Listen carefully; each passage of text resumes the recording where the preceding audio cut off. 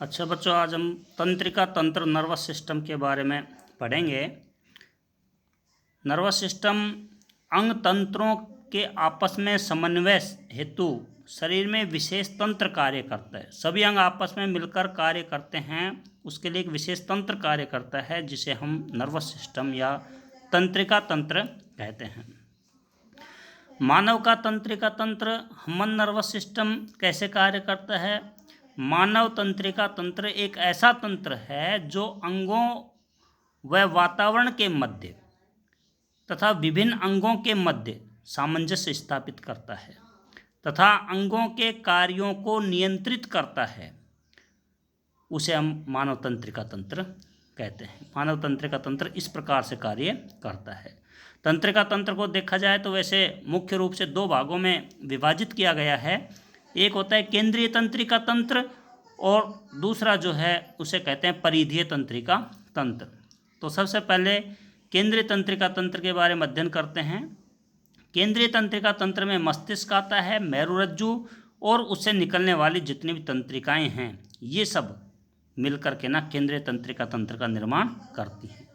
तो केंद्रीय तंत्रिका तंत्र के यानी सबसे पहले हम पार्ट्स जो है उसमें मस्तिष्क ब्रेन जो है उसके बारे में अध्ययन करते हैं। जैसा कि डायग्राम दिखाया गया है, ये प्रमस्तिष्क है, उसके बाद में ये थैलेमस है, ये अनुमस्तिष्क, ये मेरुरज्जु है नीचे से, और ये पीयूष ग्रंथि जो है, और ये पोन्स जो है, और ये इसका आता है मध्य मस्तिष्क।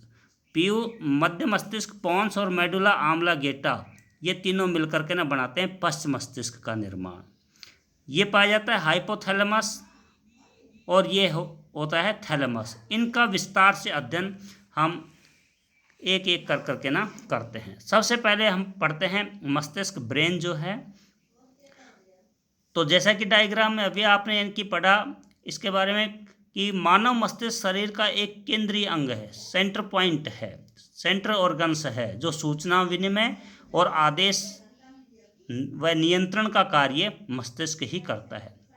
शरीर का जो तापमान नियंत्रण है, रुधिर का जो सर्कुलेशन है, श्वसन है, देखने सुनने, ग्रंथियों के श्रावण को नियंत्रित करने का कार्य मस्तिष्क ही करता है। मस्तिष्क का ये वैसे यदि देखा जाए तो वजन जो है 1.5 किलोग्राम होता है, लेकिन इसकी आंतरिक संरचना बड़ी जटिल होती है।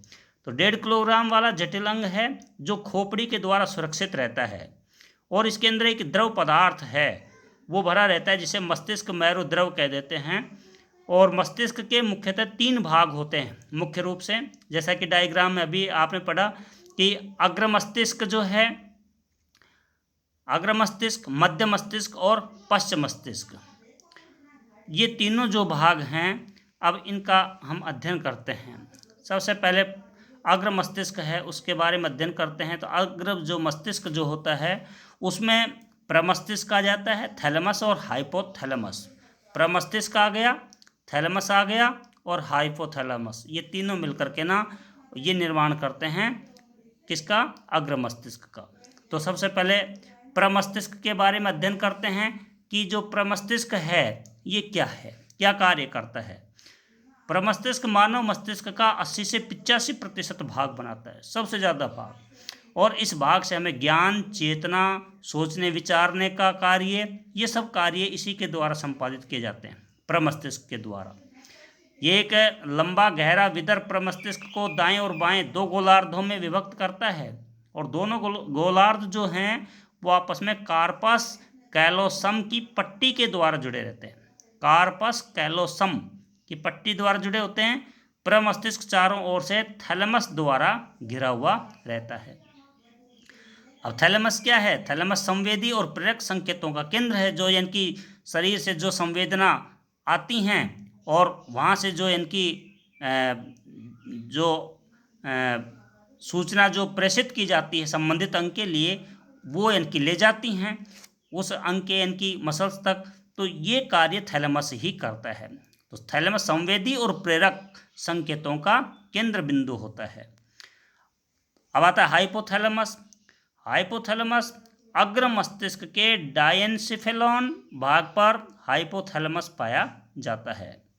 यह भाग किसका इनके अनुभव कराता है? भूख है, प्यास है, निद्रा है, ताप है, थकान है, जितने भी मनोभावनाएं हैं उनकी अभिव्यक्ति का ज्ञान हाइपोथैलेमस के द्वारा ही हो पाता है।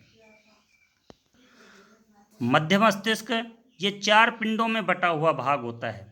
जो हाइपोथैलेमस तथा पश्च मस्तिष्क के मध्य स्थित होता है।